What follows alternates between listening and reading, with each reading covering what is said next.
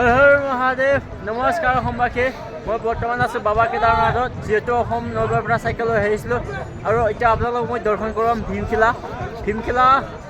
মানে বাবা কেদাৰনাথ মন্দিৰৰ পিছফালে আছে 2013 চনত যেতিয়া ভয়ানক বান আহিছিল ন কেদাৰনাথত তো বাবা ভীমশিলাই আমাৰ বাবা কেদাৰনাথ মন্দিৰক ৰক্ষা কৰিছিল তো সকলোৱে মানে আমাৰ বাবা ভীমশিলাক পূজা কৰে বোলো আপোনালোক দেখুৱাম তো বাবা ভীমশিলা হয় চাওক বহুত ডাঙৰ হয় মানে বহুত ডাঙৰ হয় ইফালে আছে মন্দিৰ ভাগ এই চাওক এইটো মন্দিৰৰ পিছ ভাগ হয় মানে বাবা ভীমশিলাটো মানে এতিয়া আহি পিনে মানে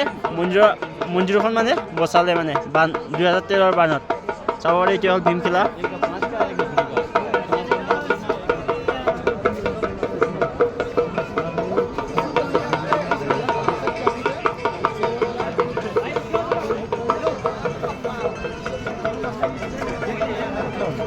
জয় জয়